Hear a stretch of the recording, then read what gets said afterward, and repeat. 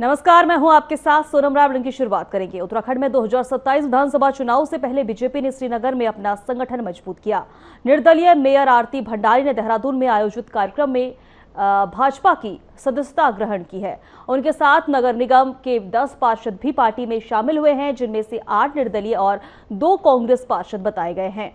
भाजपा प्रदेश अध्यक्ष महेंद्र भट्ट ने सभी को पार्टी की सदस्यता दिलाई है। इस दौरान कैबिनेट मंत्री धन सिंह रावत भी मौजूद रहे हैं। महेंद्र भट्ट ने कहा कि नए लोगों को जुड़ने से संगठन को मजबूती मिलेगी, लेकिन उन्होंने दावा यह भी किया है कि भाजपा आगामी विधानसभा चुनाव में लगातार तीसरी बार सरकार बनाएगी। वहीं आरती भंडारी ने पार्टी की विचारधारा के साथ आगे काम करने की बात कही है। विचार और श्रीनगर के विकास को भाजपा के थे और एक जो निर्दलीय मैंने जीता था वो कहीं ना कहीं भाजपा का ही था, क्योंकि मैं पहले से ही भाजपा की सदस्य रही हूँ और ये मेरे आज मेरे परिवार में मेरी पुनः वापसी है और मैं आज अपने 10 पार्षदों के साथ इस परिवार में शामिल हुई हूँ। तो बहुत ये खुशी की बात है और ये विचारधारा की बात है, क्योंकि मेरी विचारधारा हमेशा से भाजपा में रही और मेरे हस्बैंड की भी। मेरे पति श्री लखपत सिंह भंडारी हमेशा सनातन की लड़ाई लड़ते हैं और सनातन 8 हमारे निर्दलीय पार्षद आज शामिल हुए हैं और 2 कांग्रेस के पार्षद बीजेपी में शामिल हुए हैं। मैं अपनी ओर से और माननीय मुख्यमंत्री जी की ओर से और प्रदेश अध्यक्ष की ओर से और भारतीय जनता पार्टी की ओर से आप सबका स्वागत कर रहा हूं कि आप भारतीय जनता पार्टी में आज शामिल हुए हैं। और बड़ी बात यह है कि कई कांग्रेस के लोग भारतीय जनता पार्टी में आज ज्वाइन कर रहे हैं। कल पौड़ी लोकसभा की बैठक हुई थी और उसमें मुख्यमंत्री जी भी थे, हमारे माननीय सांसद जी भी थे, हम सब लोग थे। हमारे पुराने कार्यकर्ता रहे और बीच में उनका निष्कासन हुआ था लखपत भंडारी जी। उनके साथ 2 कांग्रेस के सभासदों सहित 10 सभासदों ने बीजेपी की सदस्यता ग्रहण की है। मैंने उनका परिवार में स्वागत किया है। सर्वसम्मति के साथ उनकी सदस्यता हुई है। कार्यक्रम में डॉक्टर धन सिंह रावत जी उपस्थित रहे और महापौर जी और उनके पति लखपत जी ने जो कहा उसने हम सबका दिल जीता है।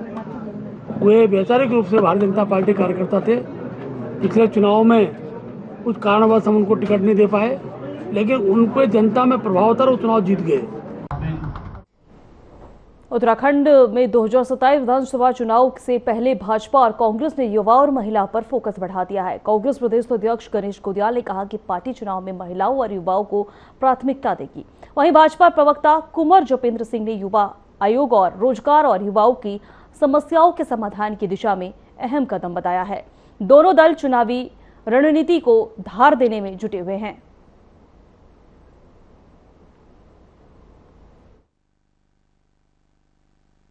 दोनों पार्टियां क्या करने वाली है, आप मुझसे पूछ रहे हैं। मैं दोनों पार्टियों का हेड तो नहीं हूँ। अपनी पार्टी हाँ, मैं अपनी पार्टी के बारे में कह सकता हूँ कि हमारी पार्टी हमेशा युवाओं को आगे बढ़ाने के प्रयास करती है। माननीय राहुल जी का फोकस हमेशा रहता है कि महिलाओं को और युवाओं को आगे बढ़ाया जाए। युवाओं को और महिलाओं को आगे बढ़ाने के लिए अभी आपको ये भी पता होगा कि महिला आरक्षण का शुरुआत ही, इस शब्द की शुरुआत ही कांग्रेस ने की। उसके बाद जब ये महिला आरक्षण हुआ और उसी कड़ी में एक और अध्याय जुड़ने जा रहा है जो युवा आयोग बनने जा रहा है। तो और हमें उम्मीद है कि उत्तराखंड के युवा आयोग के बाद पूरे भारतवर्ष में सभी राज्य इसका अनुसरण करेंगे और माननीय प्रधानमंत्री मोदी जी के 2046 के विकसित भारत के मिशन में युवाओं की भूमिका और उनके उज्जवल भविष्य को लेकर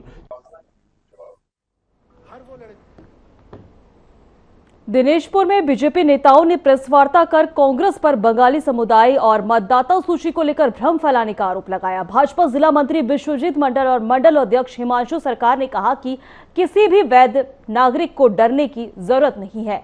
उन्होंने बताया कि एसआईआर के दौरान जो है मिली आपत्तियों का नियम अनुसार निस्तारण किया जा रहा है। साथ ही फर्जी और दोहरी वोटिंग से जुड़े मामले की भी जांच की जा रही है। भाजपा नेताओं ने कहा कि सरकार का उद्देश्य किसी पात्र नागरिक का मताधिकार छीनना नहीं बल्कि मतदाता सूची को पारदर्शी और त्रुटि रहित बनाना है। उन्हें लोगों के अफवाहों पर ध्यान नहीं देने और प्रक्रिया में सहयोग करने की अपील की है।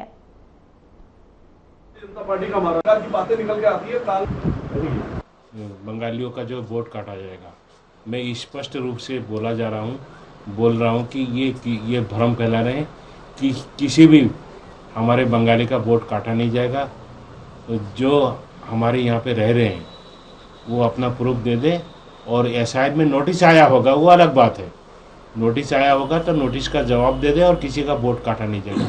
ये झूठी भ्रम फैला रहे हैं और इस भ्रम में कोई जनता आने वाली नहीं है। आम जनमानस जो यहाँ साधारण जीवन जी रहे हैं, जिनको बहुत ज़्यादा राजनीतिक क्षेत्र में कोई लेना देना नहीं होता है, सीधे सरल स्वभाव के लोग हमारे बंगाली समाज के लोग हैं। प्रत्येक वर्ष चुनाव के समय ही इनका जिन्न बाहर निकलता है और जिन्न का सीधा काम होता है कि बंगालियों को यहाँ से खदेड़ा जाएगा। उसी के तहत ये काम हो रहा है। भारतीय जनता पार्टी की नरेंद्र मोदी की सरकार ने स्पष्ट रूप से बताया कि जो भी हिंदू बाहर से इस देश में शरण लेना चाहेगा उसका स्वागत है, जो प्रताड़ित हुआ है उसका स्वागत है। मैं आपको ये बता देना चाहता हूँ, जो चंकित हुडिया का जो ये प्रकरण चल रहा है, चंकित हुडिया जी ने स्पष्ट कहा है कि हमारे माध्यम से किसी भी बंगाली भाई का उत्तराखंड में 2027 विधानसभा चुनाव को लेकर कांग्रेस ने तैयारियां तेज कर दी है। प्रदेश अध्यक्ष गणेश गोदियाल ने कहा कि कांग्रेस चुनाव के लिए पूरी तरह तैयार है और जनता भी चुनाव का इंतजार कर रही है। उन्होंने सरकार के खिलाफ नाराजगी का दावा करते हुए बेरोजगारी, रोजगार, पेपर लीक को प्रमुख मुद्दा बताया है। वहीं गोदियाल ने कहा कि अंकिता भंडारी हत्याकांड, अग्निवीर योजना समेत अन्य मुद्दों को लेकर कांग्रेस जनता के बीच जाएगी।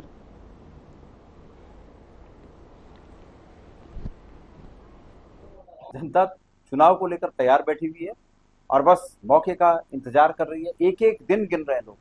भारतीय जनता पार्टी के इस तानाशाही, भ्रष्टाचारी और अत्याचारी, व्यभिचारी सरकार के खिलाफ एक एक दिन कैसे गुजरे, लोग इंतजार में बैठे हैं।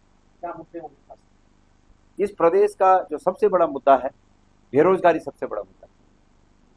नौकरियों को बेचने का कारोबार सबसे बड़ा मुद्दा है।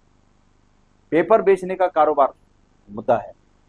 अंकिता भंडारी हत्याकांड के रूप में जिस प्रकार से बीजेपी के नेताओं को सेफ पैसे।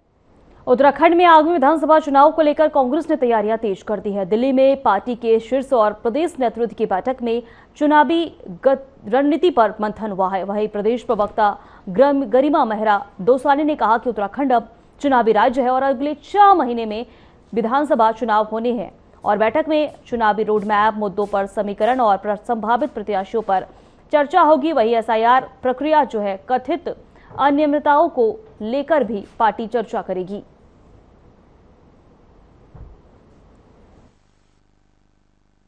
कई बातों पर मंथन होगा। आलाकमान और हमारे दिल्ली नेतृत्व के साथ प्रादेशिक नेतृत्व की कई दौर की बैठकें होंगी।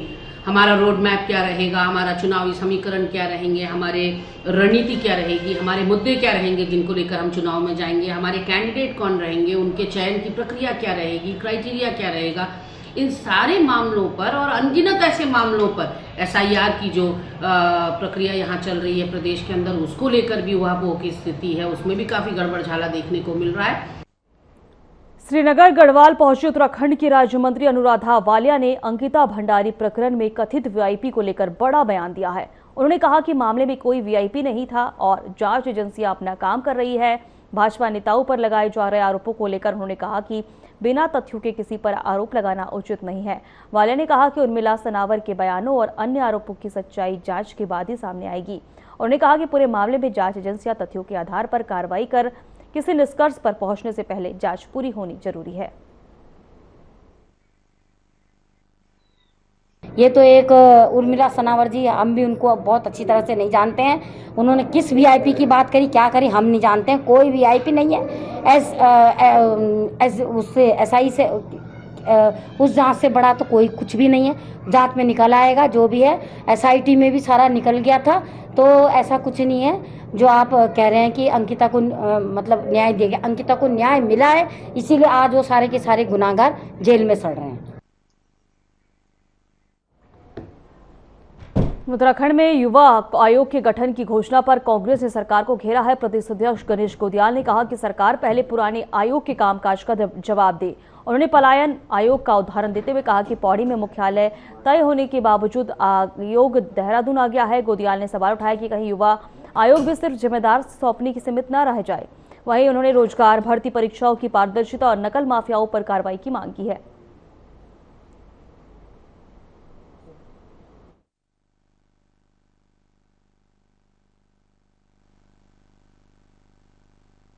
लिपापोती करने के लिए, रिपेयर करने के लिए, एग्रेशन को शांत करने के लिए एक सगुफा है। युवा आयोग बन गया। लोग पलायन से दुखी थे, पलायन आयोग बन गया। लेकिन तब और दुखी हुए जब पलायन आयोग ही पलायन कर गए, वो भी देहरादून आ गए, तब और ज्यादा लोग दुखी हुए। तो मैं आम जनता को ये कहना चाहता हूं कि इन सब प्रश्नों का, जितना हमारे ये पत्रकार साथी पूछ रहे हैं, इन सब प्रश्नों का हल और इन सब प्रश्नों का निवारण परिवर्तन है। परिवर्तन होगा तो राजनीतिक पार्टियों में प्रतिद्वंदिता होती है। पिछली सरकार ने जितनी डिलीवरी की, हम उससे ज्यादा कर सकें, ये प्रतिद्वंदिता होती है। अगर इसी सरकार को रिपीट किया लोगों ने, तो फिर होता यह है कि भाई हमने अच्छा किया था इसलिए हम आए, तो अब अच्छा। उत्तराखंड सरकार में ग्रामीण विकास और स्वरोजगार से जुड़े मंत्री प्रहारत चौधरी ने कहा है कि सरकार गांवों में रोजगार के अवसर बढ़ाने और महिलाओं को आर्थिक रूप से मजबूत बनाने पर लगातार काम कर रही है। उन्होंने बताया है कि प्रदेश में 3 लाख से अधिक महिलाएं लखपति दीदी बन चुकी है और सरकार स्वयं सहायता समूहों के साथ स्थानीय उत्पादों और खादी और ग्राम उद्योगों को बढ़ावा दे रही है। मंत्री ने कहा कि ग्रामीण जो है अर्थव्यवस्था को मजबूत करने के साथ महिलाओं और युवाओं को आत्मनिर्भर बनाना सरकार की प्राथमिकता है। आने वाले समय में ग्रामीण महिलाओं, युवाओं और छोटे उद्यमियों के लिए नई योजना और कार्यक्रम को भी किया जाएगा काम। और उन्होंने कहा कि स्वरोजगार माध्यम से गांवों में आर्थिक गतिविधियों को बढ़ाने पर विशेष जोर दिया जा रहा है। ग्राम्य विकास मंत्रालय है जो अपने आप में बड़ा एक मंत्रालय है। उसके अलावा MSME है और खादी ग्राम उद्योग, ये 3 मंत्रालय जो हैं मेरे पास हैं। और इन 4 महीनों में मैंने अगर ग्राम्य विकास की हम बात करें तो लगभग सभी जिलों का भ्रमण करके, सभी जिलों में समीक्षा बैठकें करके, और जितनी भी योजनाएं जो हैं इस समय उत्तराखंड सरकार की या भारत सरकार की।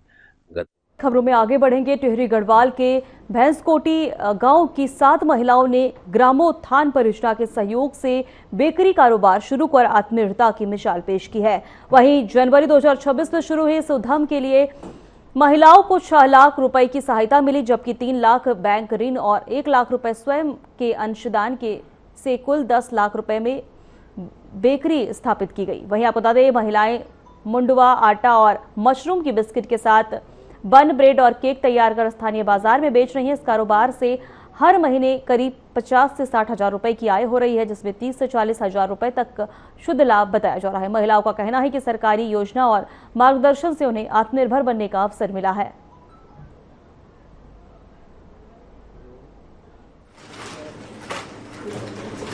सरकार की काफ़ी सारी योजनाएं हैं, तो हमारा सभी महिलाओं से निवेदन है कि ज़्यादा से ज़्यादा इन स्कीम से जुड़े और इसका लाभ उठाएं। और भैंसकोटी का ये जो दिव्य ग्राम संगठन स्वयं सहायता समूह है, बाकी की महिलाएं भी इनसे प्रेरणा ले सकती हैं और ऐसे ही SHG बनाकर।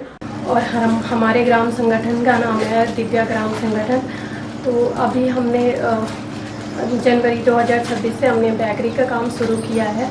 उससे पहले हम लोग कोई पशुपालन, कोई खेतीबाड़ी ऐसे करते थे, और जब से हमने बेकरी का काम शुरू किया है तो हमारा अच्छा खासा मुनाफा हो रहा है। तो हम लोग बेकरी में 7 लोग काम कर रहे हैं। ये हमारे घर के नज़दीक में है और हमें कहीं जाने की ज़रूरत नहीं है।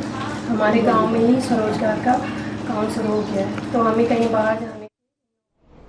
खटीमा में गैस वितरण को लेकर मिल रही शिकायतों के बाद जिला आपूर्ति अधिकारी विनोद चंद्र तिवारी ने शिव इंडेन गैस एजेंसी का निरीक्षण किया है। उपभोक्ताओं ने बुकिंग के बाद सिलेंडर मिलने में देरी और कनेक्शन दूसरी एजेंसी में ट्रांसफर कराने में परेशानी की शिकायत की है। वहीं डीएसओ ने एजेंसी मैनेजर को तलब कर सेल्स ऑफिसर से जानकारी ली है। उन्होंने होम डिलीवरी और वितरण व्यवस्था तत्काल दुरुस्त करने के निर्देश दिए, साथ ही कनेक्शन ट्रांसफर की जो है प्रक्रिया बताई है।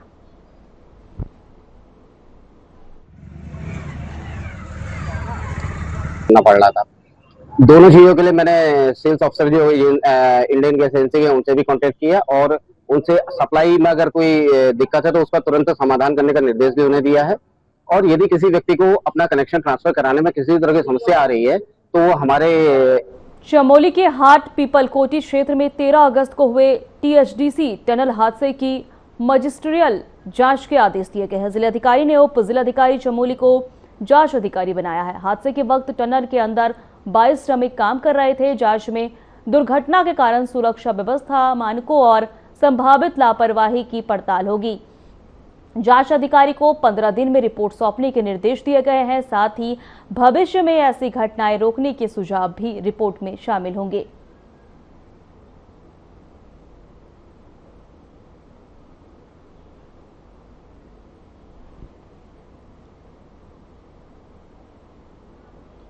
पौड़ी के सतपुली क्षेत्र में महरगांव में अतिवृष्टि के बाद भूस्खलन में 3 लोगों की मौत हो गई है। क्षतिग्रस्त 2 मंजिला भवन से 1 बच्चे समेत 3 शव बरामद किए गए हैं। वहीं बता दें, प्रशासन ने एसडीआरएफ और पुलिस और ग्रामीणों ने संयुक्त रेस्क्यू अभियान चलाई है। जिलाधिकारी स्वाति एस भदौरिया मौके पर पहुंची हैं और राहत बचाव का कमान जो है उन्होंने संभाला है और मृतकों के परिजनों को 4-4 लाख रुपए और क्षतिग्रस्त भवन के लिए 2 लाख रुपए की सहायता दी गई है। तो इसी क्रम में हमारे यहाँ जिलाधिकारी महोदय के निर्देशानुसार और शासन के निर्देशानुसार सितंबर तक का राशन वहाँ मेहर गांव में भी हमारे द्वारा वितरित किया गया जा चुका है। तो राशन की एसएच कोई स्थिति थी और इसके अलावा भी डीएम सर मैम के निर्देश के अनुसार 180 फूड पैकेट डिफरेंट तहसीलों पे रखे गए हैं। तो वहाँ फूड पैकेट गए थे।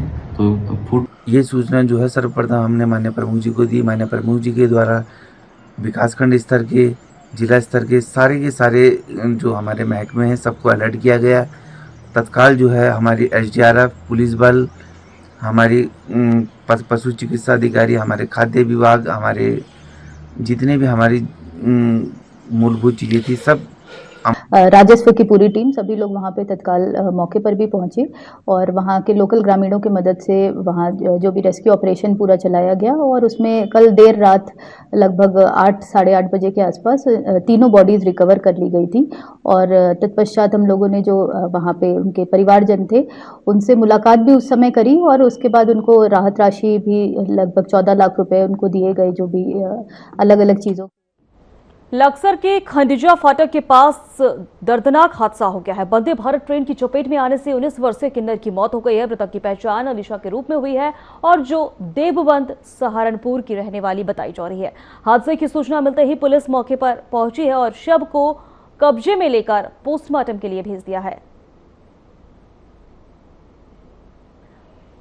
मंगलौर में गंगनहर किनारे बोरी में मिले महिला के शव का पुलिस ने 18 घंटे में खुलासा कर दिया है। पुलिस के मुताबिक सौतेली बेटी प्रेमी से शादी करना चाहती थी और उसे सौतेली मां रिश्ते में बाधा लग रही थी। आरोप है कि बेटी ने प्रेमी के साथ मिलकर महिला की हत्या कर शव बोरी में बंद कर गंगनहर में फेंक दिया।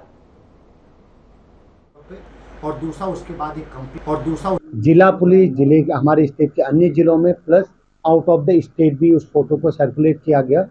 तो मेरठ निवासी अरविंद हैं जो किसी फैक्ट्री में काम करते हैं, उन्होंने थाने को संपर्क किया कि साहब ये मेरी पत्नी का फोटो है। तो कल शाम करीब 7-8 बजे के आसपास उन्होंने थाना मंगलौर में आकर के सबसे पहले बॉडी को आइडेंटिफाई किया अपनी पत्नी के तौर पर और उसके बाद एक तहरीर दी जिसमें उन्होंने अपनी बेटी और उसके जो मित्र है उसके खिलाफ तहरीर दी कि ये कहते हुए कि मेरी बेटी और उसका जो दोस्त है वो अपनी माँ से पिछले काफ़ी समय से खुन्नस रखते थे और वो उन्होंने पहले भी उसको मारने की प्लानिंग करी थी। और परसों शाम उधम सिंह नगर के किस्सा में चोरों ने व्यापारी के घर से लाखों का सामान चोरी कर लिया है। आवास विकास कॉलोनी निवासी जो है अशोक मखीजा परिवार के साथ धार्मिक कार्यक्रम में गए थे। रात करीब 9 बजे लौटने पर घर का सामान बिखरा हुआ मिला। चोर करीब 1,10,000 रुपए नगद और 10 लाख रुपए के सोने के आभूषण ले गए।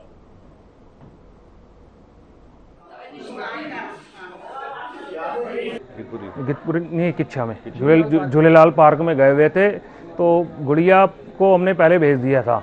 उसने जैसे ही ताला खोला तो अंदर कोई चोर बैठा हुआ था। उसने जैसे ही चिल्लाया कौन है, तो उसने कहा बोल मत नहीं तो मैं तेरे को मार दूंगा, और उसको देख के फिर गेट से यहाँ से कूद के गया है। पता लगा कि चोरी ऐसे से हुई है तो मैं यहाँ मौके पहुँचा हूँ, और मौके पहुँचने के बाद देखा है कि नुकसान उनका हुआ है। मौके पुलिस भी पहुँची है, लेकिन पुलिस को बहुत ज़्यादा मुस्तैद होने की आवश्यकता है इस टाइम, क्योंकि लगातार चोरियाँ जो हैं बढ़ती जा रही हैं। बाज़ार में भी कई ऐसी जगह एसी की चोरी, एसी की तारों की चोरी, पाइपलाइन की चोरी, और उसके अलावा और भी बहुत से ताले टूटने, ये सब चीज़ें घटनाएं बहुत ज़्यादा हो रही हैं पिछले 1-2 महीने के अंदर। तो मेरा पुलिस का अनुरोध है कि कम से कम मुस्तैदी के साथ काम किया जाए। और ऋषिकेश में महिला के पर्स के चोरी हुए करीब 16,50,000 रुपए के सोने चांदी के आभूषण और 64,000 रुपए नगद पुलिस ने बरामद कर लिया है। पुलिस ने मामले में फल विक्रेता राजकुमार को गिरफ्तार किया है। वहीं महिला अपनी बेटी की शादी के लिए आभूषण और नकदी लेकर जा रही थी। वहीं भरत विहार गेट के पास केले खरीदने के दौरान आरोपी ने बातचीत में उलझाकर महिला का पर्स चोरी कर शिकायत के बाद पुलिस ने जांच शुरू कर दी और योग नगरी रेलवे स्टेशन के पास आरोपी को बिहार भगाने की कोशिश के दौरान पकड़ लिया गया।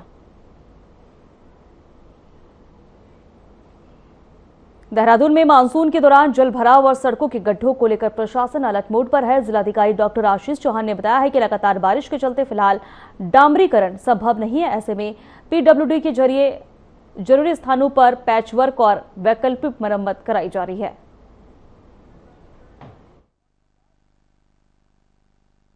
पंद्रह जून के बाद में पीडब्ल्यूडी के माध्यम से कई सारे स्थानों पर पैच वर्क जो किया जाना था उसको करवाया गया, और अभी भी हम लोग मॉनिटर ये कर रहे हैं कहाँ पे गड्ढे हुए। ड्यूरिंग मानसून सीजन क्योंकि ब्लैक टॉपिंग करना उतना पॉसिबल नहीं रहता, तो वेदर कंडीशन फेवरेबल नहीं होने के कारण, तो इस दौरान पीडब्ल्यूडी डिपार्टमेंट के द्वारा मल्टीपल प्लेसेस पे इंटरलॉकिंग टाइल्स लगाई गई है, उन गड्ढों पे टेम्परेरी वर्क्स किए गए। और इस संबंध में हमें जो लिस्ट है पुलिस की तरफ से भी प्राप्त हुई है, तो जैसे ही मानसून सीजन। रुद्रप्रयाग में आपदा से निपटने की तैयारियों को परखने के लिए संयुक्त मॉक अभ्यास आयोजित किया जा रहा है। आपको बता दें कि लगातार जो है जिला प्रशासन के निर्देशन में आर्मी और डीडीआरएफ और एसडीआरएफ और पुलिस ने बचाव राहत का अभियान जो है शुरू किया है। अभ्यास पहाड़ी से मलबा और बोल्डर आने की सूचना पर टीम मौके पर पहुंची और प्रभावित लोगों को सुरक्षित निकालने और प्राथमिक उपचार देने और अस्पताल पहुंचाने की कार्रवाई की है।